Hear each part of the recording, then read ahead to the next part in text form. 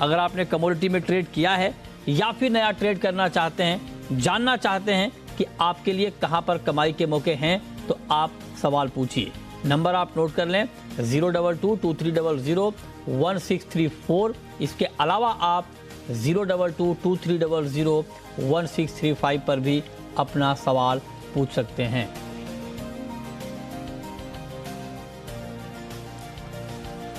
और आज की चर्चा में हमारे साथ 4 खास मेहमान जुड़ रहे हैं। हमारे साथ हैं रविंद्र राव कोटक सिक्योरिटीज के, रवि दियोरा हैं कुंवरजी ग्रुप के, राजीव कपूर हैं ट्रस्ट लाइन के, और साथ ही अनिल छतर साहब हैं ज्वाइंट सेक्रेटरी मोपा के मस्टर्ड ऑयल प्रोड्यूसर एसोसिएशन के। आप सभी का बहुत बहुत स्वागत है। चर्चा की शुरुआत सोने चांदी के साथ, क्योंकि यहाँ पर ज़बरदस्त गिरावट का माहौल बना हुआ है। कल से ही, कल भी मार्केट में बहुत तेज़ गिरावट थी। अब हालांकि गोल्ड का मार्केट आज की गिरावट को कवर कर रहा है और अब महज 85 रुपये की नरमी रह गई है, लेकिन फिर भी आप देखिए 51,000 के नीचे ही गोल्ड में ट्रेड हो रहा है। 2 दिन में एमसीएक्स पर चांदी के दाम करीब 3,000 रुपये तक टूट चुके हैं। कल करीब 1,800 रुपये की गिरावट आई। आज भी मार्केट इंट्राडे में 1,000 रुपये से ज़्यादा टूटा, अब वहाँ से थोड़ी रिकवरी आई है। अब मेरा पहला सवाल रविंद्र जी आपसे यही होगा कि एक तो डॉलर की मजबूती, दूसरी बात ये कि यूएस में और एग्रेसिव तरीके से दरें बढ़ेंगी, इन दोनों खबरों ने मार्केट के सेंटीमेंट को बड़ा कमज़ोर किया है। राजीव जी आप ही बताएं, क्योंकि रविंद्र से भी हमारा संपर्क नहीं हो पा रहा है। आप जरा बताइए कि क्या इन दोनों खबरों का और इम्पैक्ट हम मार्केट पर देखेंगे, गोल्ड पर और सिल्वर पर? मृत्युंजय जी नमस्कार। देखिए, जिस तरह से फ्राइडे में अमेरिका के आंकड़े आए थे एम्प्लॉयमेंट के, और वो काफ़ी ठीक आए थे, जबकि इतना इंटरेस्ट रेट बढ़ा है। और इससे क्या संभावनाएं बनी कि फेड की तरफ से इंटरेस्ट रेट बढ़ाने की जो कवायद है उसमें ब्रेक नहीं लगेगा जब तक इन्फ्लेशन घटेगा नहीं। और फेड इस बात से भी नहीं हिचकिचाएगा कि अगर इकॉनमी को थोड़ा उन्हें बियर भी करना पड़ेगा उसके डाउन होने को, इंटरेस्ट रेट बढ़ने के बावजूद, तो वो नहीं हिचकिचाएंगे। तो इसके कारण हमने सोने चांदी में फ्राइडे के सत्र से ही, शाम के सत्र के बाद से ही एक गिरावट आते हुए देखा, और वो गिरावट कल भी कंटिन्यू रही और आज भी हम सुबह से उसको गिरते हुए देख रहे हैं। हालांकि बहुत बड़ी गिरावट मार्केट में ऑलरेडी आ चुकी है। जैसे गोल्ड $1,730 के स्तर से अराउंड 1,760 के आसपास नीचे में गिर चुका है। सिमिलरली चांदी भी $21 से के आसपास से अराउंड $19 के आसपास नीचे में गिर चुकी है। तो मुझे लगता है कि मार्केट में थोड़ा दबाव तो रह सकता है एक आधे दिन और, बट थोड़े समय में अगर 2-4 दिन की और गिरावट आती है तो मार्केट की गिरावट रुक जानी चाहिए। जैसे कि गोल्ड अराउंड मैं समझता हूँ 50,400 50,000 के बीच में गिरावट रुकनी चाहिए। सिमिलरली चांदी भी मुझे लगता है कि 57,000 के स्तर के बीच में गिरावट थम जानी चाहिए। बट अगर आज के सत्र की बात करूँ तो थोड़ा सा गिरावट और गहरा सकती है। 51,100 के स्तर से गोल्ड में इंट्राडे के लिए सेलिंग कर सकते हैं, 50,600 के टारगेट के लिए। चांदी में भी सेलिंग की एडवाइस रहेगी अराउंड 58,400 के आसपास, और स्टॉप लॉस मेंटेन करना है 58,700 का, 57,700 के टारगेट के लिए। राय आपकी गोल्ड और सिल्वर के ऊपर कि इंट्राडे में ये कमजोरी थोड़ी और बढ़ सकती है, आप बेचकर चल सकते हैं। हमारे साथ रविंद्र राव भी इस वक्त जुड़ चुके हैं। रविंद्र जी बहुत बहुत स्वागत है आपका। आप बताइए सर, आपके हिसाब से क्या सोने चांदी की कीमतों में भी और गिरावट बाकी है? गुड इवनिंग मृत्युंजय, मेरे हिसाब से एक थ्रोबैक आया है गोल्ड सिल्वर दोनों में ही, लेकिन अगर प्राइस एक्शन देखें तो प्राइस एक्शन अभी भी मेरे हिसाब से ये बाइंग लेवल्स है। फेड का जो इंटरेस्ट रेट का जो हॉकी स्टांस है, I think that is already discounted, और अभी फेड का मिनट्स है ये वीक में, plus we have couple of important datas like retail sales, और सबसे इम्पोर्टेंट चीज है इन्फ्लेशन की डेटा है, और इन्फ्लेशन का एक्सपेक्टेशन जो है वो थोड़ा सा कम होके आया है। तो आई थिंक मेरे हिसाब से ये ल्यूक्रेटिव लेवल्स है।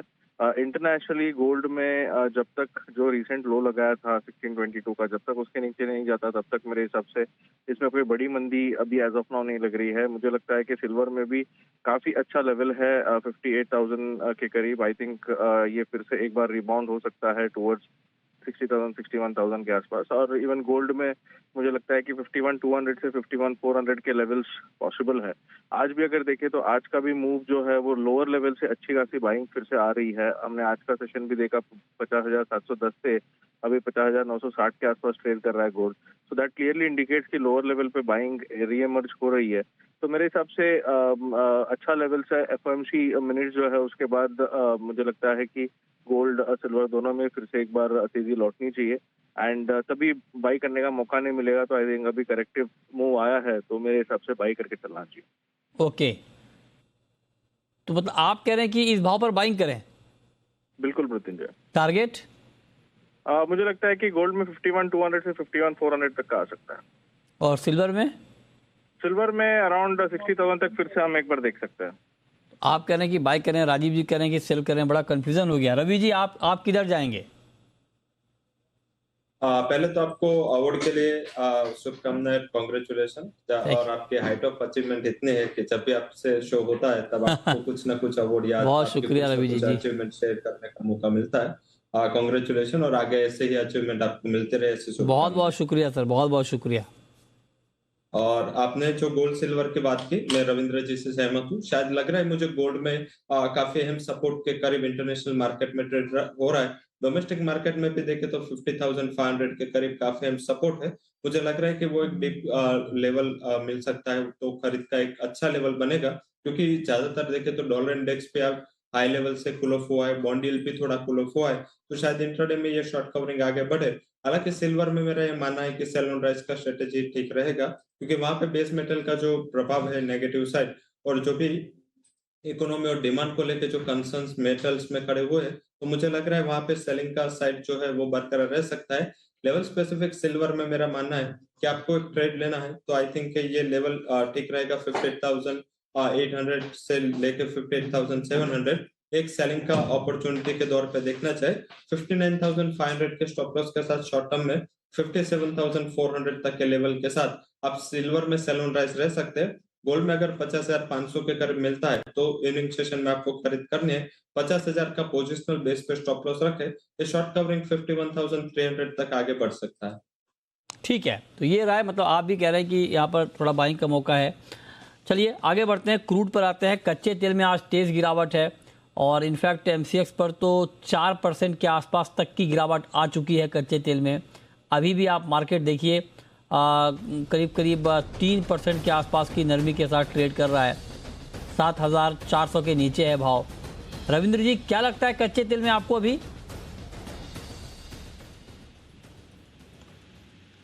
रविंद्र जी आवाज आ रही है आपको? लगता है हमारा संपर्क उनसे नहीं हो पा रहा है। राजीव जी आप बताएं सर, क्रूड पर आपका व्यू। मृत्युंजय जी, मुझे लगता है क्रूड में जो हमने एक रैली देखी थी 6200 के स्तर से और 7600 के स्तर तक गई, वो उसकी एक करेक्टिव गिरावट शुरू हुई है। तो मुझे लगता है करेक्टिव गिरावट थोड़ा और जा सकती है। हालांकि 7,7100 के स्तर के आसपास एक गिरावट थम जानी चाहिए। बट अभी मुझे इंट्राडे के लिए लगता है कि अगर 7360 के नीचे मार्केट अब यहाँ से जाता है तो इसमें बिकवाली कर सकते हैं 7420 के स्टॉप लॉस से, और टारगेट रख सकते हैं इसमें 7240 रुपए का। रविंद्र राव जी आप बताएं सर, आपका व्यू क्रूड के ऊपर। और मुझे लगता है मृत्युंजय कि 7,200 7,250 का एक अच्छा सपोर्ट है। वहां से एक बाउंस बैक आ सकता है, क्योंकि जो अपसाइड से जो करेक्टिव मूव आना था वो आ चुका है। बट मुझे कोई मेजर अप मूव भी नहीं लग रहा है। मुझे लग रहा है कि 7,500 से 7,200 का रेंज रहेगा। अभी डॉलर इंडेक्स के ऊपर डिपेंड करेगा, और डॉलर इंडेक्स में मुझे लगता है कि पॉसिबिलिटी है कि थोड़ा बहुत करेक्टिव मूव फिर से आ सकता है। तो पॉसिबिलिटी है कि 7,200 तक एक बार आए, बट वहां से बाइंग करना बेटर स्ट्रैटेजी होगी।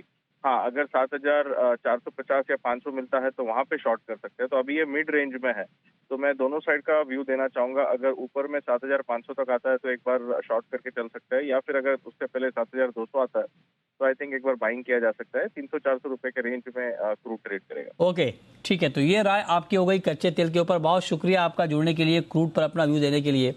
आगे बढ़ते हैं और अब बात करते हैं एक महत्वपूर्ण खबर की, और जो खबर हम बार बार आपको दिखा रहे हैं, कई अलग अलग जब ये मीटिंग को लेकर खबर आती है तो हम आप तक पहुंचाते हैं। ताज़ा खबर यह है कि Mopa mustard oil producer association ने वित्त मंत्री से मुलाकात की है। उनके जो ऑफिशियल्स हैं उन्होंने वित्त मंत्री से मुलाकात की है और मुलाकात करके ये कहा है कि जो तेल और तिलहन के वायदा पर रोक लगी हुई है उसको हटाया जाए, क्योंकि इससे नुकसान हो रहा है।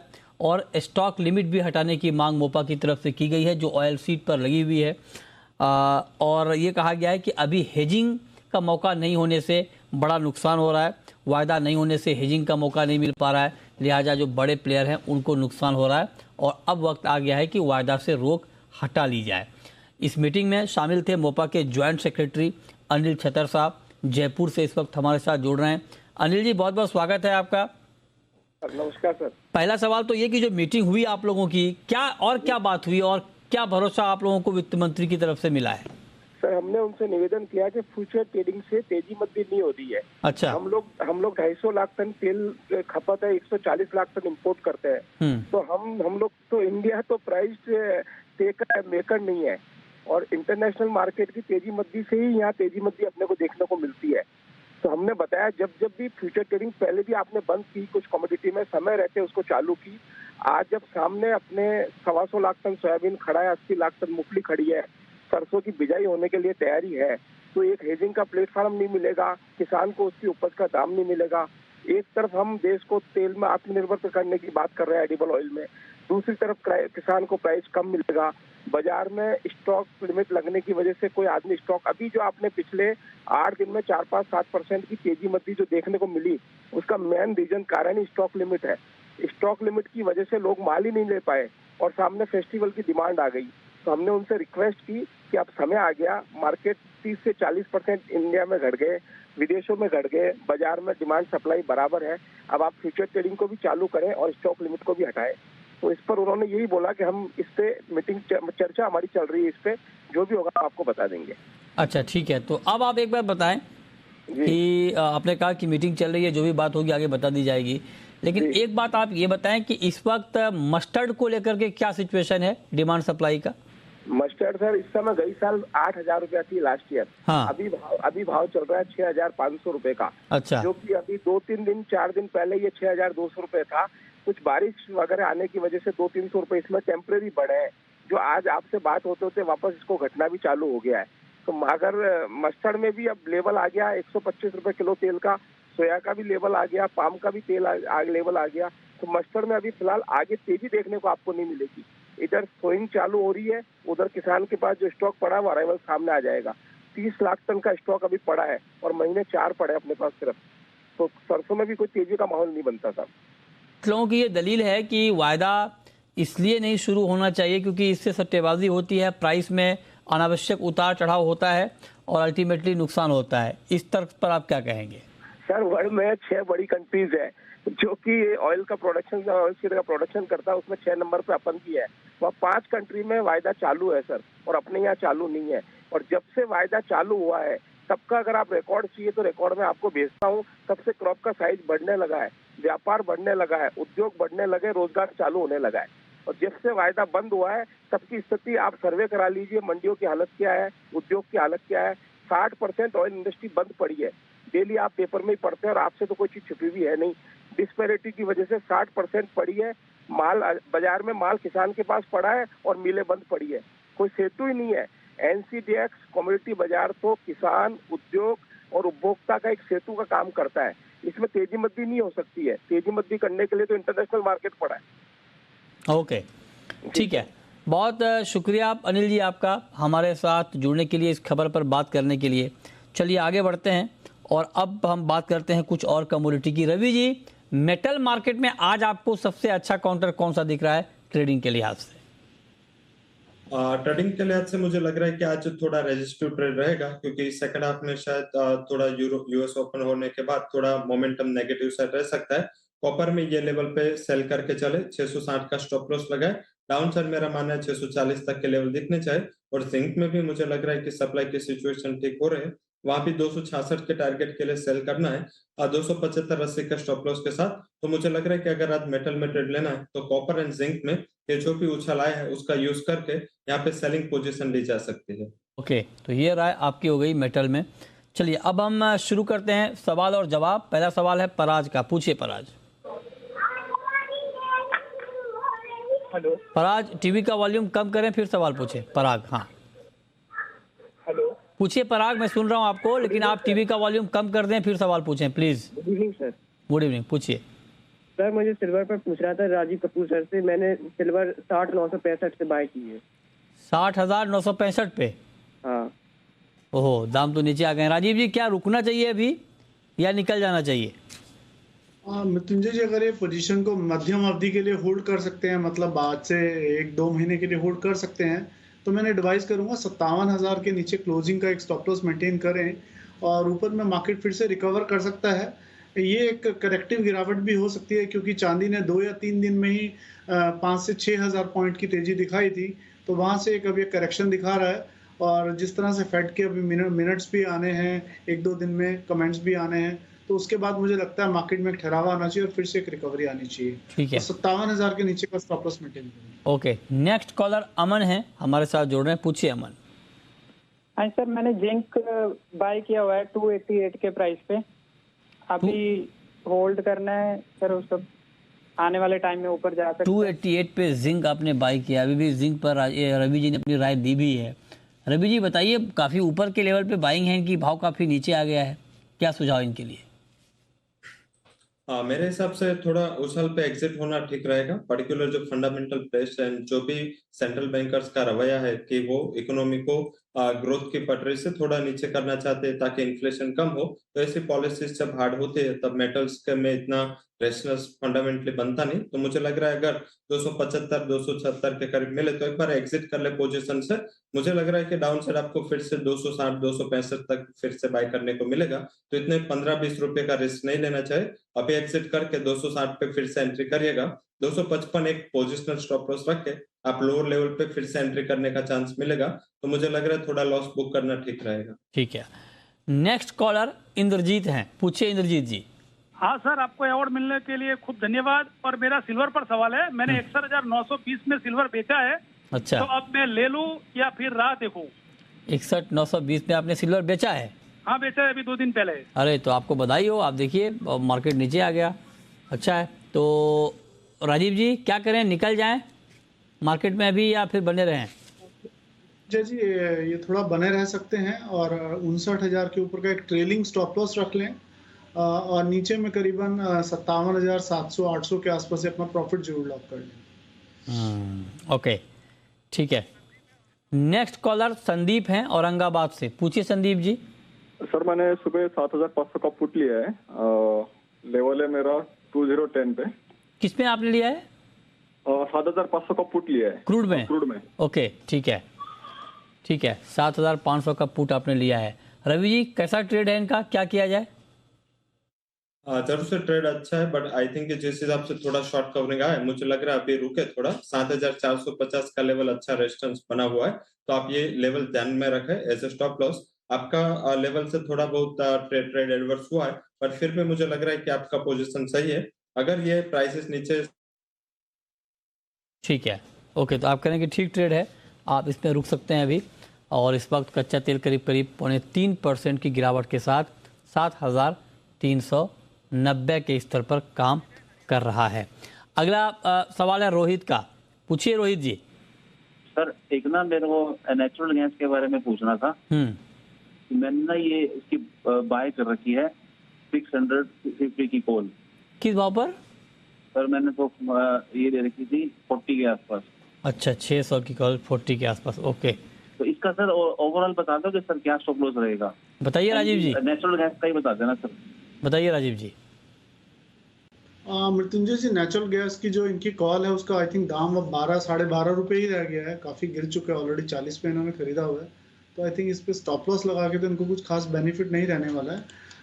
बट अगर नेचुरल गैस की बात करूं तो अगर नेचुरल गैस में 510 रुपए का एक अहम स्तर है, अगर ये स्तर नीचे में टूटता है तो नेचुरल गैस वहां से 480 के स्तर तक टूट सकती है। तो जब ये 510 के नीचे नेचुरल गैस का प्राइस टिकता है तो वहां पर ही अपने कॉल में से जरूर एग्जिट कर लें एक बार। जो भी 7-8 रुपए मिलेंगे इनको, वहां पर इनको आई थिंक थोड़ा सा लॉस तो लेना पड़ेगा। और अगर अदरवाइज यहाँ से नहीं गिरता है और नेचुरल गैस में एक रिकवरी देखने को मिलती है, 570 से 75 के स्तर तक अगर एक बाउंस बैक आता है 2-4 दिन में, तो वहां पर ही अपनी कॉल में से एग्जिट कर लें। ठीक है, तो इस पर आप नज़र बनाकर चलें कि इसमें अभी करना क्या है। चलिए आगे बढ़ते हैं और कुछ एग्री मार्केट की बात कर लेते हैं। रवि जी, एग्री पर आपका व्यू ओवरऑल, या कोई ऐसा काउंटर आपको एग्री में दिखता हो जहां पर आपको लगता हो कि कल के कारोबार में ट्रेड लिया जा सकता है?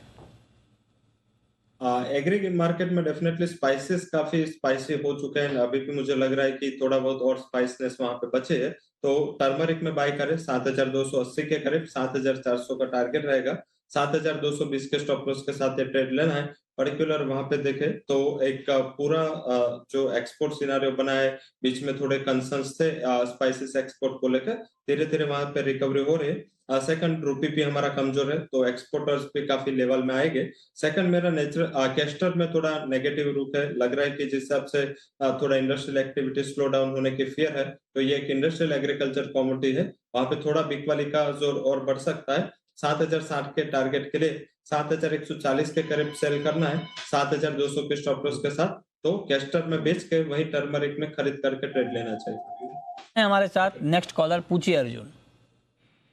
सर मुझे ग्वार के बारे में पूछिए। ग्वार के बारे में आप जानना चाहते हैं, ठीक है। राजीव जी बताइए, ग्वार का मार्केट आज थोड़ा सा ऊपर बंद हुआ है, क्या लगता है अभी आपको ओवरऑल ग्वार की चाल?